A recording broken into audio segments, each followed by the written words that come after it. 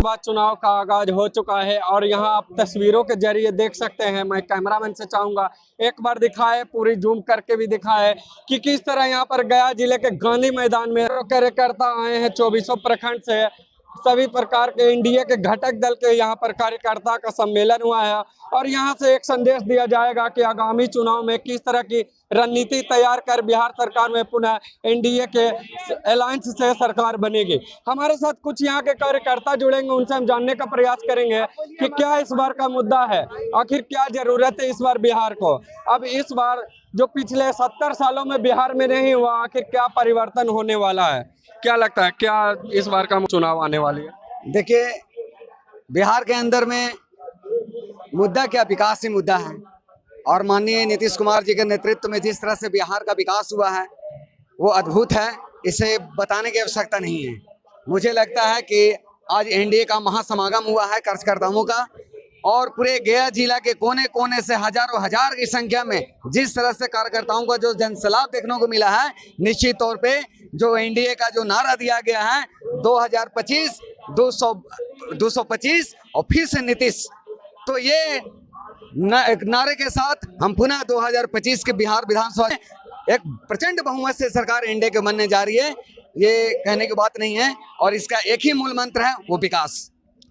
तो आप ही के चौधरी समाज से कुछ छात्री के लोग आए हैं, कार्यकर्ता हैं भाजपा के, वो बता रहे हैं कि एक मुखर और राजनीतिज्ञ थे ईश्वर चौधरी जी जो गया से सांसद थे।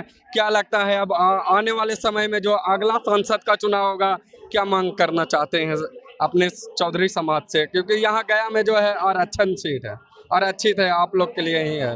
देखिए, सबसे बड़ी बात तो ये है कि हम भारतीय जनता पार्टी से आते हैं और ईश्वर चौधरी जी भारतीय जनसंघ से लेकर भारतीय जनता पार्टी के कालखंड तक वो 3 बार यहाँ से लोकसभा का नेतृत्व करने का काम किए हैं।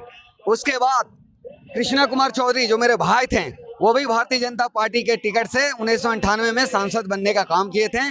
तो मुझे भारतीय जनता पार्टी से शिकायत नहीं है, लेकिन इतना मैं जरूर कहना चाहूँगा कि ईश्वर चौधरी जी ने भारतीय जनता पार्टी का जो गया में नींव रखने का काम किया है, वैसे परिवार को पार्टी ने भूल जाने का काम किया है। मैं पार्टी से मांग करना चाहता हूं कि वैसे व्यक्तित्व और वैसे जो परिवार थे, वैसे ईश्वर चौधरी जो व्यक्तित्व थे, उनके बारे में भी सोचा जाए, उनके परिवार के बारे में भी सोचा जाए, क्योंकि आज भी उनके परिवार में कई ऐसे लोग हैं जो भारतीय जनता पार्टी के प्रति समर्पित हैं। उनके बारे में पार्टी को सोचना चाहिए। क्या परिचय? मेरा नाम प्रमोद चौधरी है और मैं भाजपा का प्रदेश प्रवक्ता हूं, अनुसूचित जाति मोर्चा। देखिए, कुछ बता रहे हैं और कहीं ना कहीं जो है वह अशोक बुगाहट शुरू हो गई है और आने वाली 2025 में जो बिहार में चुनाव है उनको यहाँ पर शंखनाद किया गया है। हमारे साथ क्या बिहार में बदलाव होने वाली है, क्या बिहार में बदलाव के बाहर? देखिए, 2025 में 225 का लक्ष्य एनडीए का है और ये बदलाव बहुत बड़ा बदलाव होगा, विकास का बदलाव होगा, क्योंकि बिहार में जो बदलाव दिखा है इधर नीतीश कुमार जी और एनडीए के गठबंधन में पिछले 20 सालों से लगातार नेतृत्व से कर रहे हैं, कुछ ना कुछ विकास हुआ है, लेकिन अभी भी हम जो नेशनल स्तर पर, राष्ट्रीय स्तर पर बिहार पिछड़ा हुआ है, आज भी पलायन हो रहा है, इसको कैसे रोकेंगे? देखिए, आप तेजी से देख रहे हैं कि गया में रेलवे स्टेशन का जो बन रहा है वो ऐतिहासिक बन रहा है, चूंकि पर्यटन को बढ़ावा देना है। यहाँ एयरपोर्ट में फ्लाइटें बढ़ाई जा रही हैं, पर्यटन को बढ़ावा है, कॉरिडोर बनाया जा रहा है गया शहर में, ये पर्यटन से भी रोजगार होता है। तो निश्चित तौर पर जिस तरह से पूरे बिहार बजट भी आज आया है, नए एयरपोर्ट दिए जा रहे हैं, हमारे जो धार्मिक स्थल हैं उनको चिन्हित करके डेवलप किया जा रहा है, तो कहीं ना कहीं रोजगार इससे भी उत्पन्न होता है। और हमारे यहाँ एम्स खुला, कई एक तरीका हॉस्पिटल बन रहा है, सड़कें देखिए, आज 1.5 घंटा के अंदर में हम पटना पहुँच जाते हैं। बिहार के किसी भी क्षेत्र में रातों रात, कभी दिन और रात पता ही नहीं चलता है, तो विकास यहाँ दिख रहा है सीधा। तो हम लोग इस बार एनडीए का जो 5 गठबंधन है, इस बार 225 के मिशन में 2025 में 225 पार करेंगे और फुल बहुमत से हम लोगों की सरकार बनेगी और गया में 10 के 10 सीट। ये गया में अभी 50-50 का मामला चल रहा है, क्या लगता है बढ़त होगी? अब तो मामला ही साफ है, 10 में 10।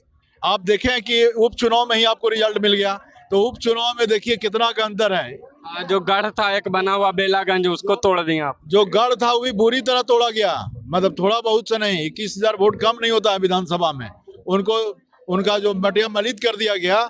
और आने वाले दिन में ये जो एनडीए गठबंधन है 10 का 10 सीट और बिहार में कम से कम पूरे बिहार में 225 सीट लाएगी इसी के तैयारी में देखिए आज पूरे कार्यकर्ता जो उमड़ी हुई है यहाँ, हम लोग का टारगेट कुछ था और उससे 4 गुना कार्यकर्ता इस ग्राउंड में और पूरे गांधी मैदान परिसर में घूम रहे हैं।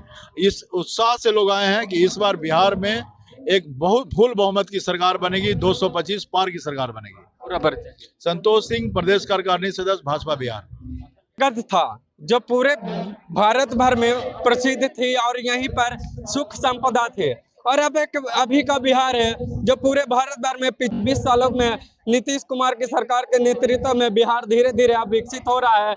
लेकिन कहीं न कहीं जो है अभी यहाँ पर पलायन जो हो रही है उसको रोकने की जरूरत है। तो यहाँ पर पर्यटन के क्षेत्र में विकसित बिहार बनाया जा सकता है, जिसको लेकर एक अलग तरह की व्यापार और नई व्यवस्था कायम हो सकती है। आगामी चुनाव जो बिहार विधानसभा का है 2025 में किस तरह की रणनीति होगी, और हमारे साथ कुछ कार्यकर्ता हैं गया जिले के कई प्रखंडों से आए हैं।